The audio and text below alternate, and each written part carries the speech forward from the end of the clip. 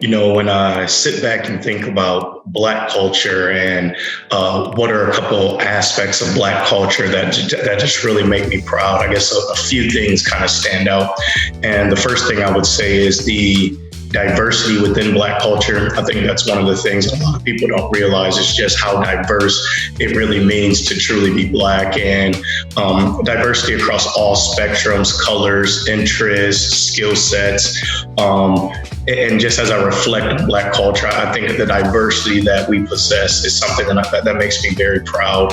A second aspect of Black culture that I think makes me proud is our perseverance. And, when I think about us and everything that we've been through throughout history and our ability to consistently pick ourselves up, fight through a lot of terrible situations and make the best out of them consistently, it really makes me proud. And I would say a third aspect of Black culture that I think that makes me proud would absolutely be our ability to find humor in almost anything.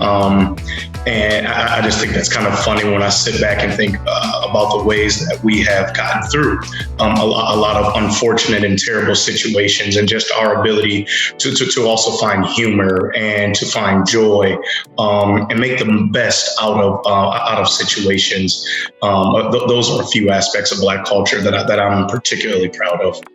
So the aspect of Black culture that are important to me is a twofold answer. So my mom's side of the family is from Belize. So I have that side of my ethnic identity. And then being African American, I have that side of the culture as well. So being African American, I think the aspects that I'm most proud of is I would say the culture of hyping each other up. I find this to be very prevalent in circles with Black women specifically. Of course, you have those outliers who, unfortunately, all skin folk are not kinfolk. And you have those people who make sport of tearing, other Black people down, unfortunately.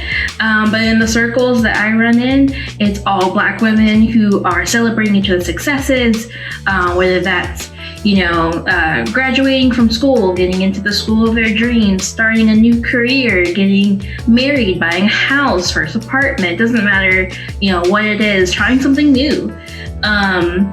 Big, small, in-between accomplishments. Black women are always there just to hype each other up.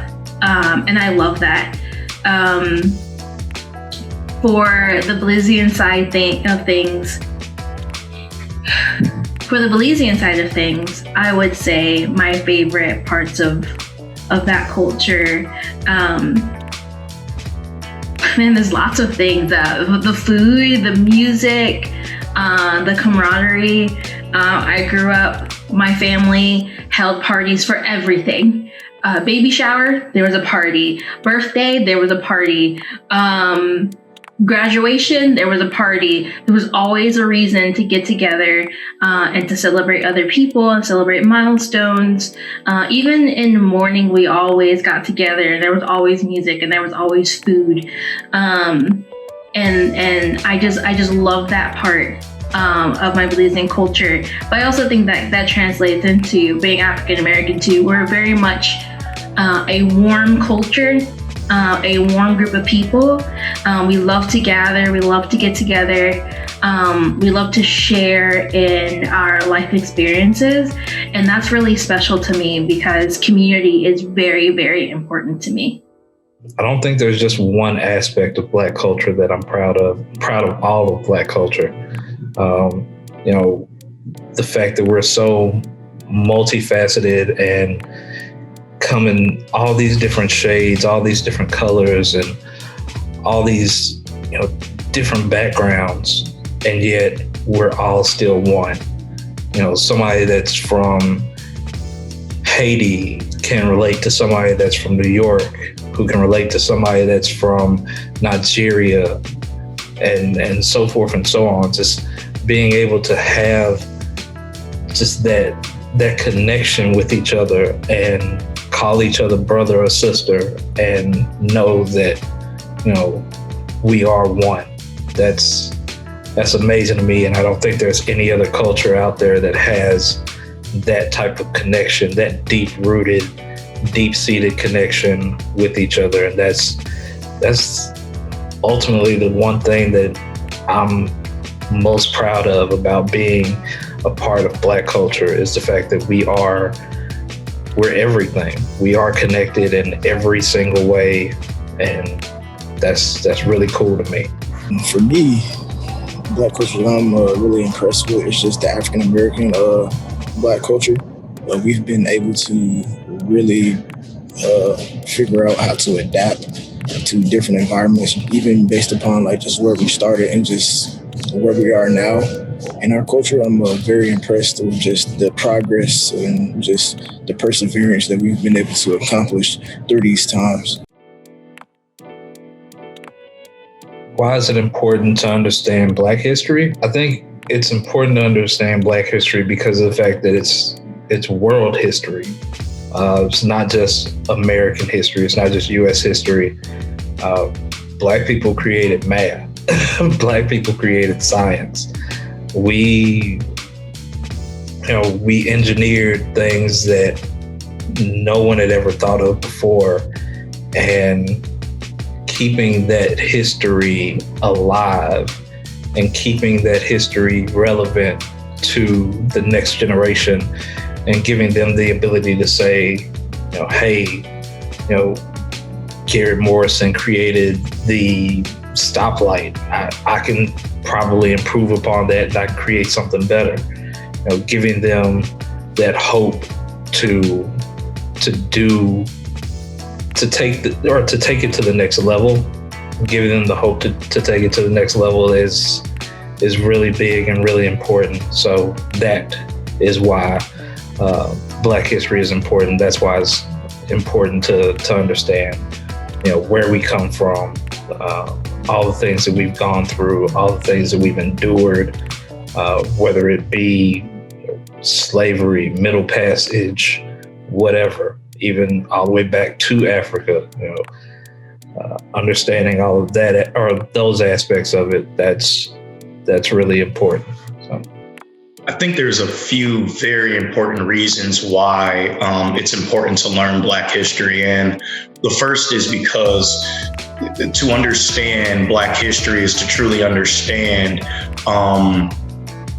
some of the mistakes that have been made, some of the developments, the way that this country was built.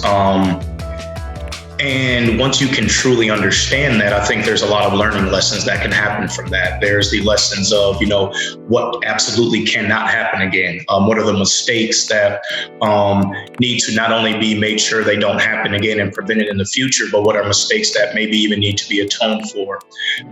You think about what are the things that happened correctly and successfully, and how do we mimic or how do we duplicate that in the future? I think that understanding Black history, as a Black person is important to understand that, we had history and legacy before we were slaves, and that, slavery was just a piece of our history. Slavery was not the start of Black history. We had a whole history before that. Slavery is a very small part of what happened. And I think that sometimes, like I said, a lot of people kind of view slavery as kind of like the start of Black history, for example. And so I think that it's also important to know to know your lineage, to know where you come from. It helps inspire, it helps motivate you, it helps you truly know what your potential is. And I think all of those things are very important. Why is it important to understand Black history? I think it's important to understand Black history because we have to understand where we come from in order to know where we're going. Then that's a vital part of just being Black. We have to understand our culture so we can understand what to do differently in the future and how to, enhance ourselves so we won't be treated as we were in the past and escalate ourselves to become better individuals. It's important to understand Black history because Black history is a part of our personal story as Black people, and it's part of our story as a nation. I would even go as far as say it's part of our story as the world, you know? I think a lot of the times people think that Black history is this like separate sort of thing when it's not. It's just Black history is just part of history. Just like Native American history, Asian history, and the different aspects of that depending on where in Asia you're from. Insert ethnic group here, their history is part of history, regardless of who they are. So Black history is not just this separate thing. It's part of the weave and the whole tapestry. It's also important, you know, for Black people specifically to know their history so they have people to look up to. They know that they are more, I mean, when we learn about the inventors and scientists and athletes and artists and, you know, creators of all different fields, it's very empowering because a lot of times our story is told as we were just slaves, and now we're not. But we're more than just people who were slaves, who were taken from our homes in Africa and forced to be in America. We're more than just that. So it's very empowering to know that you as a people have contributed so much to this world. And it's sad that a lot of people think that, you know, Black history is just summarized down to Martin Luther King, Rosa Parks, you know, the top 3 or 4 people, and not to take away from those people and their accomplishments because they're very important. But there is just an endless list of Black faces who have contributed to things that we use every day, all the way to, you know, the advancements that we have in this world that allow us to live more comfortable lives. There is genius in Blackness, and Black history just can't be ignored because Black history is just part of history.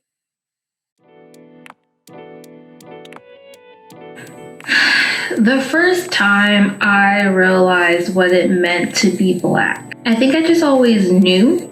There isn't a defining, you know, moment I can think of where it's like, aha, that's when I knew I was Black. I always knew I was Black. My mom said that my sister and I used to call, you know, people instead of Black, like brown. Like there was this lady who would, you know, pick up their kids from our elementary school. We would see her all the time, and we would say, hey, there's that brown lady. So that's probably when my mom really explained, like, you know, we as a people are called Black people. But other than that, like I always knew that we were brown, you know, we look different than other people. And that's okay. I think as far as racism goes, I think the first time I came to terms with my Blackness even then I don't really have a defining moment about that. I think it was really driven home to me in 2008 with the campaigning and election of President Obama. I think that's when I really started to see, you know, a lot more of just kind of like that hateful rhetoric and just racism. And then this past summer, you know, with the resurgence and amplification of the Black Lives Matter movement, I think I just felt like a second wave of realization in the world as an adult, and what that means for me as a Black woman, living in the South, honestly, and just living in the world, and all the different aspects of myself and intersectionalities. just kind of what that meant when other people look at me.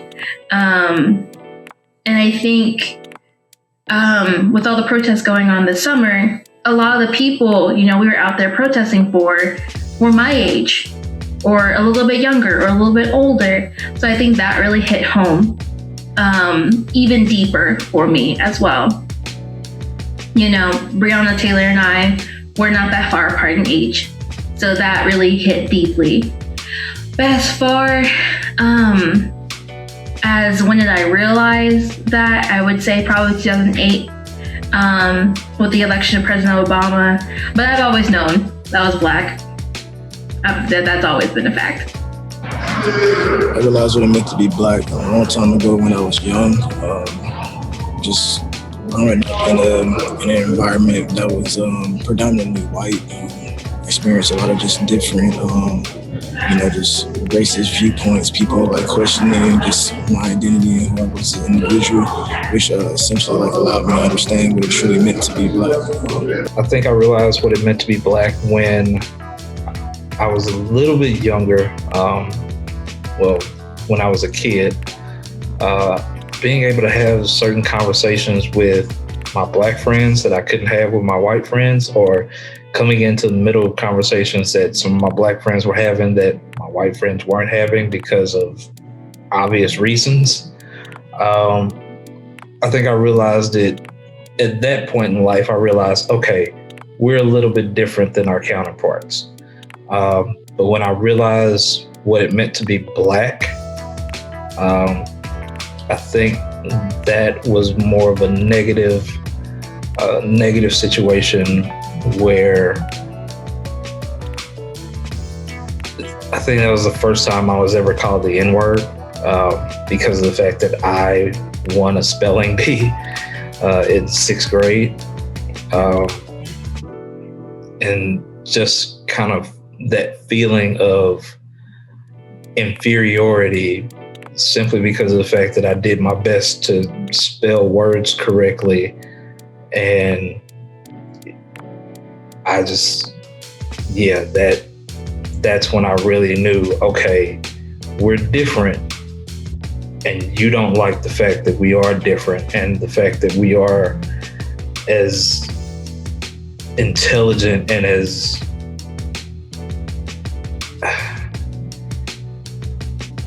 intelligent as we are.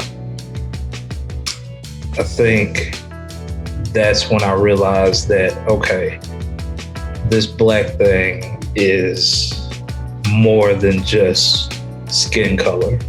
It's more than just, being named a certain way. It's more than just living in a certain neighborhood. This is potentially what some people would call a threat. This is just being different, I think from that point on, I kind of took it as, initially I took it as an offense. I took it as, you don't like me because I'm probably better than you. I took it as, I took it that way for a good portion of my life after 6th grade. So this kind of led up to maybe high school, college age. That's when I kind of toned down and I realized, you know what, it's not because of that. It's just because of the fact that you are afraid of what's different. And that fear kind of lashes out in anger instead of trying to understand those, instead of trying to understand those differences. So I kind of toned down my radical attitude at that point to where, I just felt like it was a little bit better to be more understanding of the fact that, to be more understanding of their lack of understanding when it came to me as a human being. I realized what it meant to be Black, or I started to come into that realization of what it meant to be Black. I can consciously remember this in between my 6th and 7th grade year. The way that we grew up in a predominantly Black area, went to predominantly Black school, predominantly Black church. A lot of our life was surrounded by predominantly Black people. And I remember my father sitting me and my brother down and telling us that, essentially the world wasn't just Black. Actually, the world wasn't just Black and white either.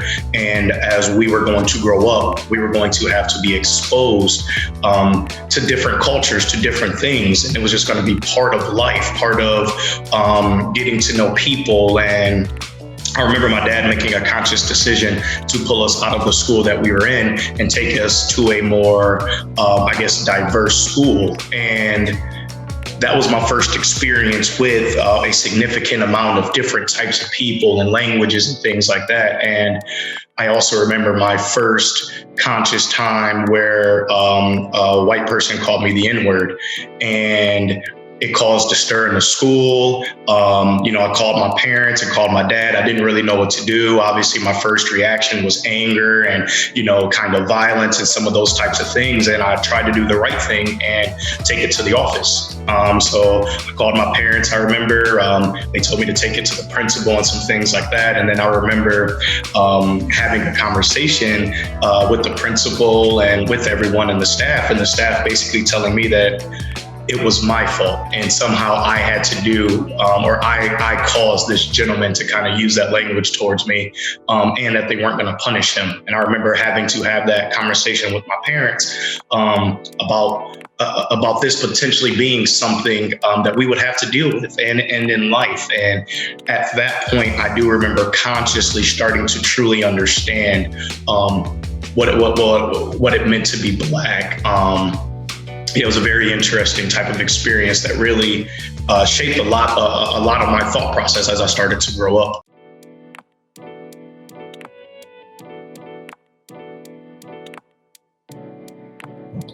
Me personally, I think some advantages of working in the tech space is just being able to inspire others to, get a career field that is very lucrative and that will, essentially help fund any of your personal dreams, goals, or even your family. So it's a very good industry, very lucrative, and gives you a lot of opportunities to grow and inspire those who don't come from much to get into a field that will help them grow. I definitely think there are a few advantages to being African American in the tech space, at least currently where we're at. There's been a huge concerted effort nationally, locally, especially down here in Birmingham, as far as creating avenues and resources for the Black community to start to learn tech. It's a space that historically we weren't heavy in. And so I think now there is a push for, and starting very, very young, there is a push for our community to start to get involved, to learn that. I think that there's access to more learning and knowledge and resources than there's ever been in the past as far as the Black community is concerned in tech.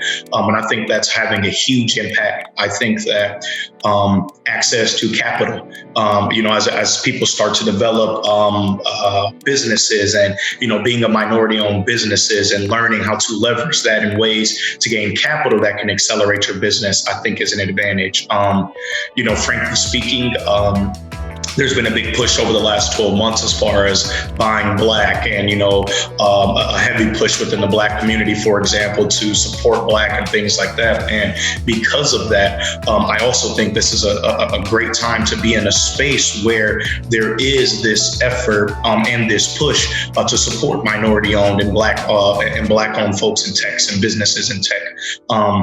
I think about the rise of conferences and things like Afrotech and things like that, the rise of apps that allow you to search and find out Black businesses in your local area and community and things like that. I definitely think that now is a very awesome time to be in tech. It's not without its advantage or disadvantages at all, but I definitely do think that there are some advantages in the current state as far as being an African American in the tech space.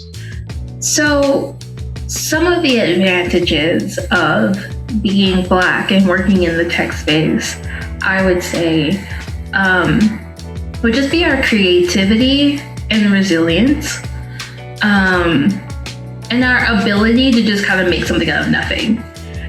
Black people have this, and other minority groups too. So, I mean, being, Afro-Latina, and growing up in a predominantly, Latinx community, I was surrounded by minorities my entire life, and we will make anything out of nothing. Those memes where you see the butter containers and you're wondering, what's in it, because it's definitely not butter.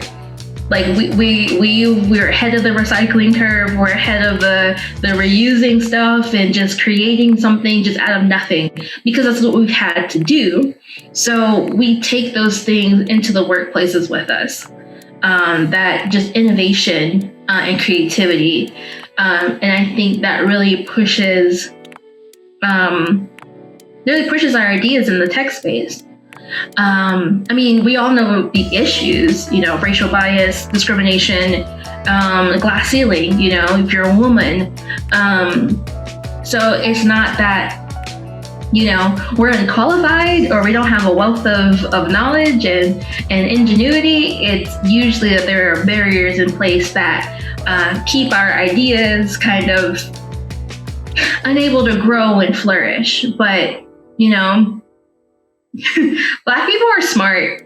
We're smart. Like I said before, there's genius in Blackness, and especially in the tech space, because technology is our future. There's no running from it. That's a very useful skill to have. So yeah, I think our creativity, our ability to be inventive. Our ability to, I think a lot of times, for me personally, being a part of a group that's, just often oppressed, has made me more empathetic towards others. And that's really important in the tech space. I think a lot of times with technology, we lose the ability to have those interpersonal relationships and develop effective interpersonal communication. And just with my own personal struggle and struggles as being a Black woman, I've had to develop that. I've had to really hone in on being able to speak up, speak my mind, but also creating space for others, because I've had to create space for myself. And I think that's really important in the tech space. Just like women in the tech space in general, but especially Black women in the tech space. But yeah, I think those are some of the advantages, and it's you have to fight against a lot of the disadvantages. But technology is such an interesting arena, because it's changing and growing rapidly, and the need for new, fresh eyes is crucial. It's absolutely crucial, and I hope that these spaces become more diverse, because it's needed, especially when we start moving into the arena of AI and facial recognition and that sort of things.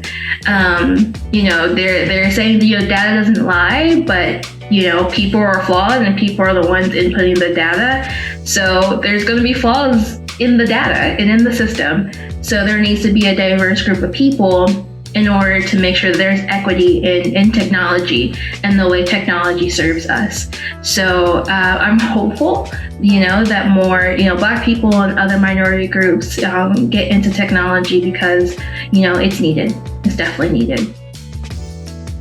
I think one of the biggest advantages is kind of piggybacking off of what I said earlier about having that connection with other Black people, no matter the ethnicity, no matter the nationality of where they come from. Being able to speak to anyone with a darker pigmentation or with pigmentation in their skin, being able to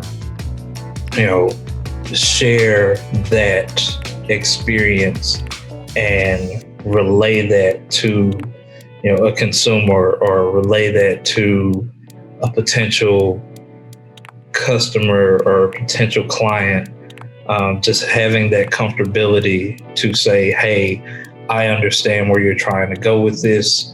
I understand what you're trying to do with this. I want to help you make it there. I think that's big, not only as an advertiser, but I think that's big when it comes to getting new clients. And I think that's big when it comes to taking that client's message into the consumer's home or into the consumer's space, and kind of making sure that everybody is comfortable, because honestly, that's what Black people have been doing for forever. Making sure that everyone is comfortable, whether it's within our own space or whether it's outside of our space, and trying not to be considered threatening or trying not to be considered menacing in any way. And I know it's a bad thought, and these are just things that we deal with on a daily basis, having to do mental acrobatics when it comes to appeasing those around us. And when it comes to doing it within our own space, within our own community, it's fine. Black people are going to make sure that we are comfortable within our own space, making sure that everybody that is in our space is comfortable as well, because that's what we do. We take care of each other. We may all have different last names, but at the end of the day, we're family, and that's the way that we, or that's my thought process when it comes to that. We may have different last names, but all because of this, we are family. So.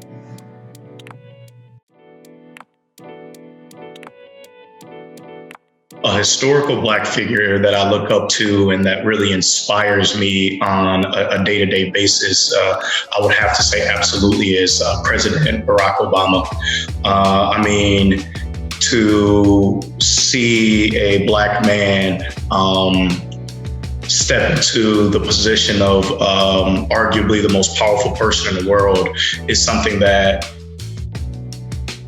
I never thought, I won't say that I never thought that I would see, but to actually see it happen, I'll never forget. It was the first time that I had actually voted in elections, the first time I was allowed to vote in elections, and to understand that my vote could potentially have that impact of, again, putting a Black person into that seat, just barely 50, 60 years after, we weren't even allowed to vote.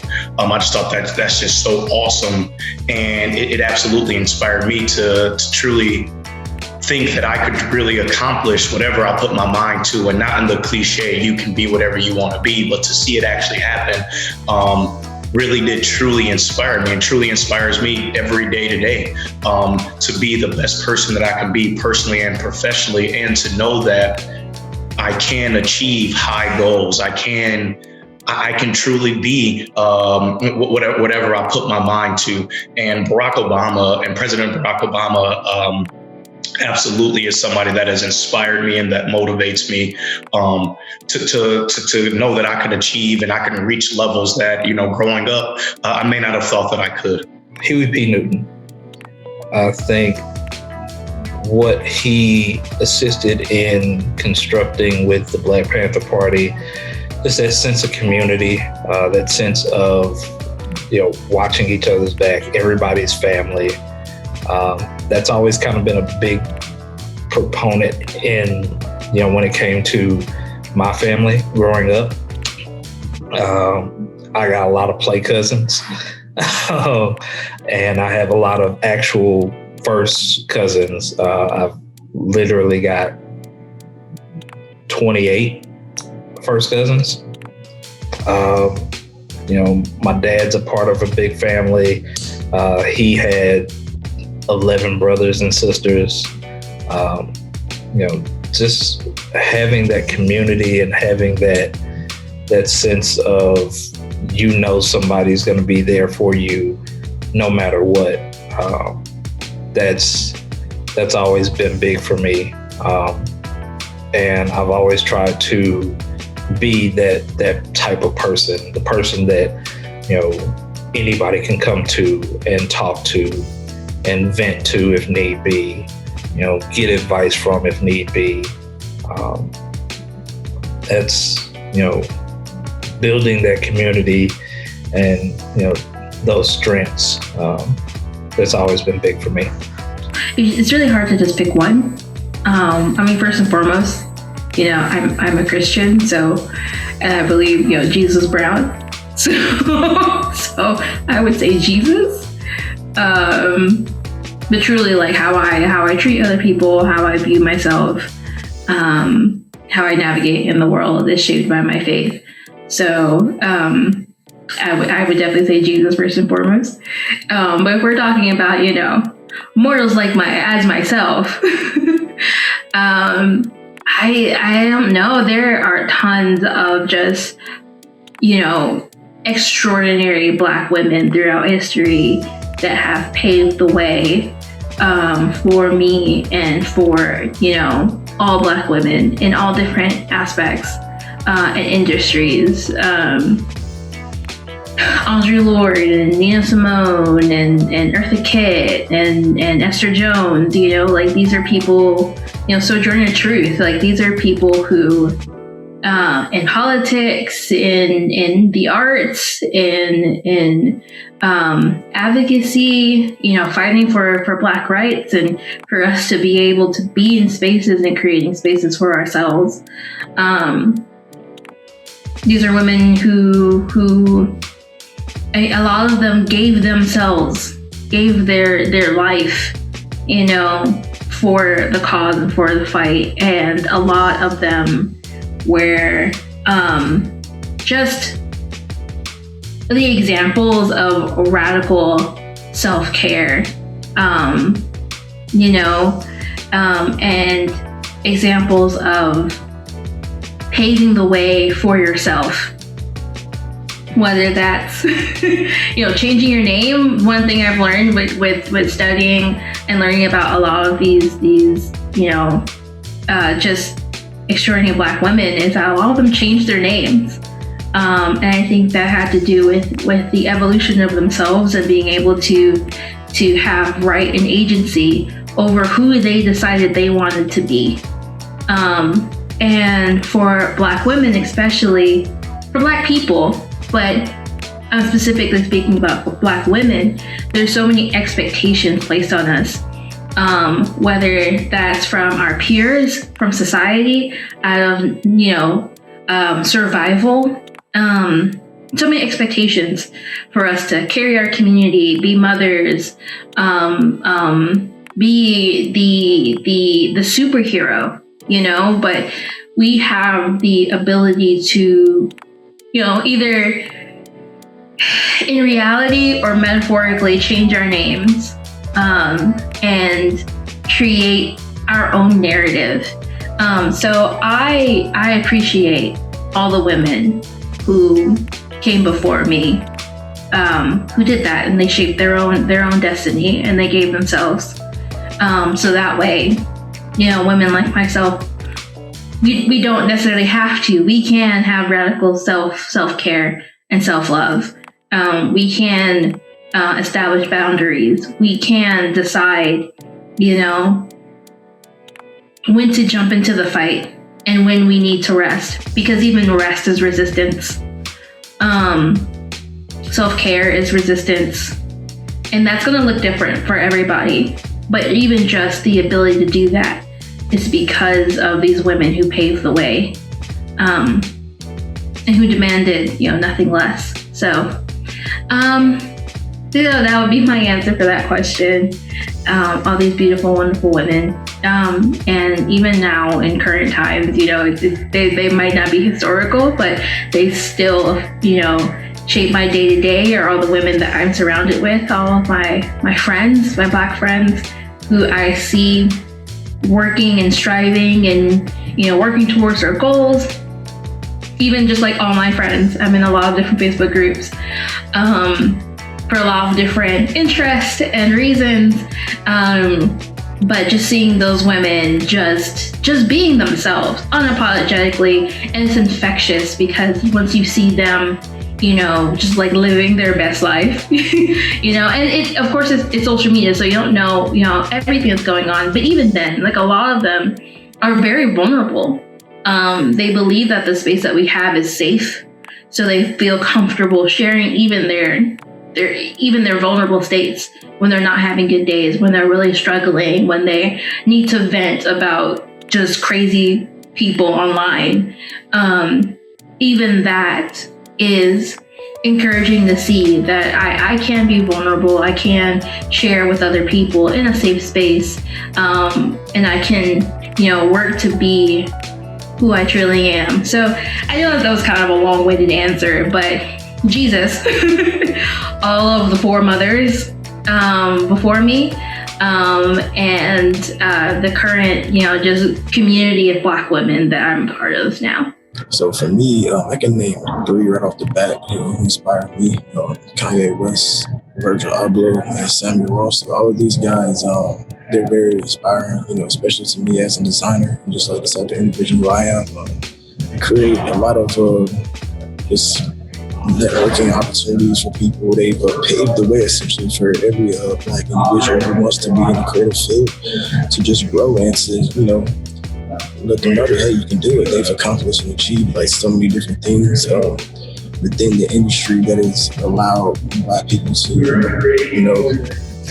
know that they can do it. You can do anything with your mindset, and these guys have definitely created that pathway, and that's the reason why I'm inspired by these guys on a consistent basis. I study them consistently, and they've helped me accomplish a lot of my life, and just even where I'm at now in my life.